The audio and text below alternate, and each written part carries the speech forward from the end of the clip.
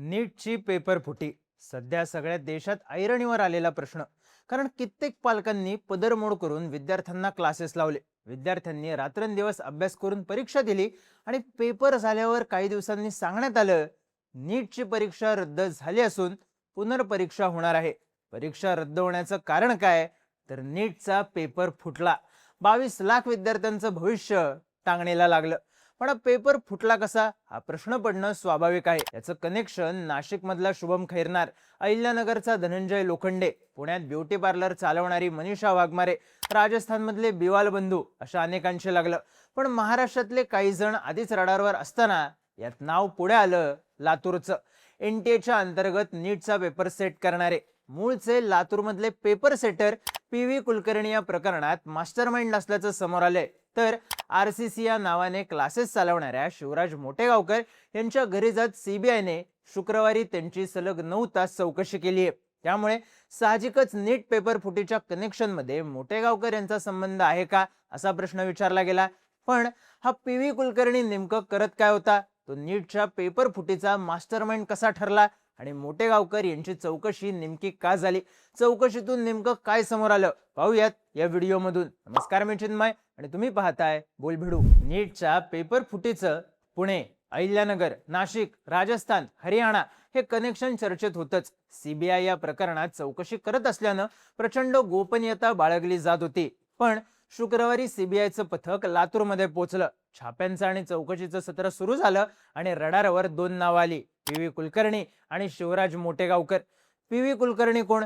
तर लातूर मधला केमिस्ट्रीचा प्रोफेसर. लातूरच्या प्रसिद्ध दयानंद कॉलेजमध्ये तो 28 वर्ष केमिस्ट्री शिकवायचा.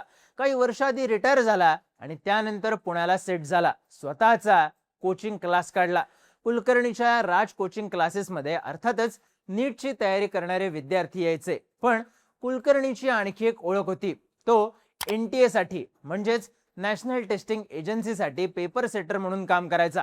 मागची अनेक वर्ष कुलकर्णी नीटच्या पेपर मधले केमिस्ट्रीचे क्वेश्चन सेट करायचा. आता तो अख्खा पेपर सेट करायचा नाही, पण ज्यांच्याकडून प्रश्न घेतले जायचे त्या सर्कलमध्ये तो सिनियर मेंबर होता. त्यामुळे साहजिकच त्याला पेपरचा ऍक्सेस होता आणि अंदाजही. यातूनच कुलकर्णीने खेळली एक स्कीम, पण ती समोर आली त्याच्याच विद्यार्थ्यांच्या वयांमुळे. एप्रिलच्या शेवटच्या आठवड्यात कुलकर्णीने नीटची तयारी करणाऱ्या आपल्या विद्यार्थ्यांसाठी एक स्पेशल क्लास घेतला होता. पेपरला काहीच दिवस बाकी असल्यानं या क्लासची त्याने बरीच हवा घडवून आणली. काही बातम्यांनुसार या विशेष क्लाससाठी त्याने लाखो रुपयांची फी घेतली होती. या क्लासमध्ये त्याने विद्यार्थ्यांना काही प्रश्न लिहून घ्यायला सांगितले. मग या प्रश्नांचे पर्याय लिहून घ्यायला सांगितले आणि एवढंच नाही तर त्यांची उत्तरं सुद्धा लिहून घ्यायला सांगितली. पोरांनी सुद्धा वहीत इमानदारीत हे सगळं लिहून घेतलं. मग परीक्षा झाली, ज्यात घोटाळा झाल्याचा संशय आला. पोलीस एक एक धागा जोडत गेले. पुण्यात ब्युटी पार्लर चालवणारी मनीषा वाघमारे हिला अटक झाली. तिच्या चौकशीत तिची लातूर लिंक समोर आली. कारण मनीषा या पी.व्ही. कुलकर्णीसाठी एजंट म्हणून काम करत होती. आपल्या ओळखींमधून आणि तयार केलेल्या नेटवर्क मधून ती श्रीमंत पालकांशी संपर्क साधायची. 20 ते 30 लाखात पेपरची विक्री करायची. हा पेपर फिक्स येईल असं सांगायची. 30 मिनिटांसाठी पेपरची पीडीएफ शेअर करायची. पण या सगळ्यात ती थेट कुलकर्णीला मदत करायची. कुलकर्णी हा रिटायर प्राध्यापक, केमिस्ट्री शिकवण्यात वलय असलेलं नाव, एनटीएचा पेपर सेटर असं सगळं सांगत ती कुलकर्णीची जाहिरात करायची आणि त्याच्या क्लासला पाठवण्यासाठी पालकांना भुरळ घालायची. त्यातही कुलकर्णीने ज्या विशेष क्लासचे लाखो रुपये घेतले, त्या क्लासमध्ये मुलांना पाठवायची सेटिंग, त्या क्लाससाठी मुलं गोळा करायची सेटिंग, हे सगळं मनीषा वाघमारे करायची.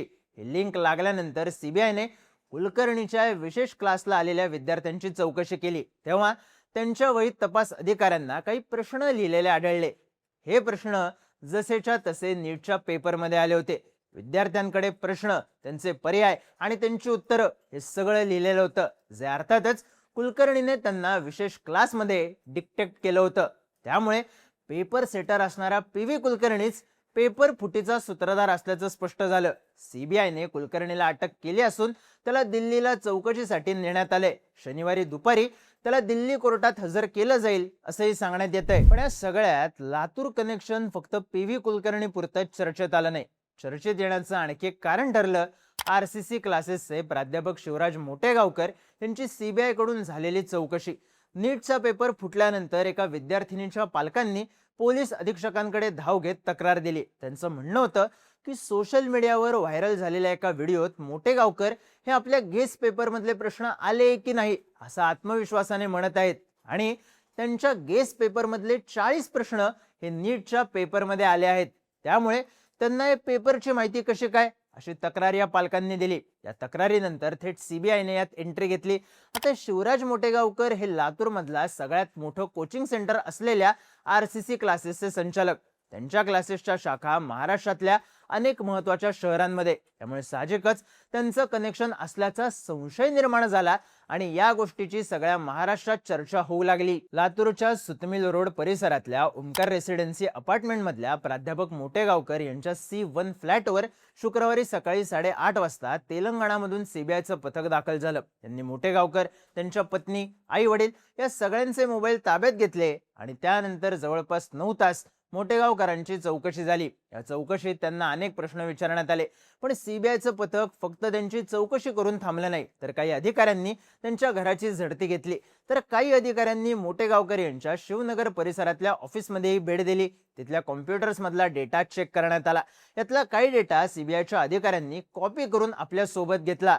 तर स्थानिक पोलिसांकडून काही सीसीटीव्ही फुटेज घेतलं. सोबतच स्थानिक पोलिसांच्या तपासात पुढे आलेली माहिती सुद्धा त्यांनी नोंद करून घेतली असं पोलीस सूत्रांकडून सांगण्यात येतंय. मात्र रात्री उशिरापर्यंत चौकशी केल्यानंतर सीबीआयचं पथक मोटेगावकर यांच्या घरातून निघून गेलं. चौकशी बराच वेळ झाली असली तरी या प्रकरणात अटक झालेली नाही. या बातम्या गाजायला लागल्यानंतर शिवराज मोटेगावकर यांनी प्रतिक्रिया दिली. माझ्या विरोधात सीबीआयकडे कोणीतरी लेखी तक्रार केली म्हणून सीबीआयने चौकशी केली. त्यांनी घरातली कागदपत्र तपासली. चौकशीच्या काळात मी त्यांना संपूर्ण सहकार्य केलं अशी माहिती मोटेगावकरांनी दिली. त्यामुळे आता त्यांच्या चौकशीतून नेमकं काय समोर आलं हे अजूनही गुलदस्त्यातच आहे. पण सीबीआयच्या तपासातून एक पॅटर्न समोर आलाय. नीट घोटाळ्यातल्या आरोपींनी पेपर फोडण्यासाठी आपापसात विषय वाटून घेतले होते.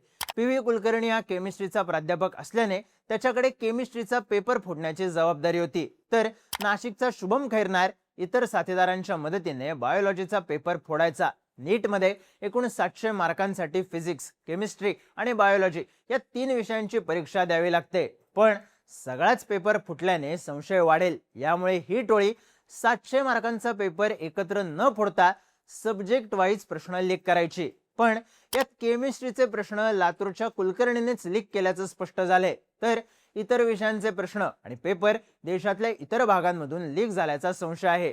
पण शिक्षण पंढरी म्हणून ओळखलं जाणारं शहरी आणि ग्रामीण भागांमध्ये लातूर पॅटर्नमुळे हिट असलेलं लातूर पी.व्ही. कुलकर्णीमुळे रडारवर आलंय. ते पेपर फुटेजच्या कनेक्शनमध्ये सीबीआयची कारवाई आणि पेपर सेट करणाऱ्यांकडूनच पेपर लीक करण्याचा हा पॅटर्न. याबद्दल तुम्हाला काय वाटतं? तुमची मतं आणि प्रतिक्रिया कमेंट करून नक्की सांगा आणि माहितीपूर्ण व्हिडिओज पाहण्यासाठी बोलबिडूच्या YouTube चॅनलला सबस्क्राईब करायला विसरू नका.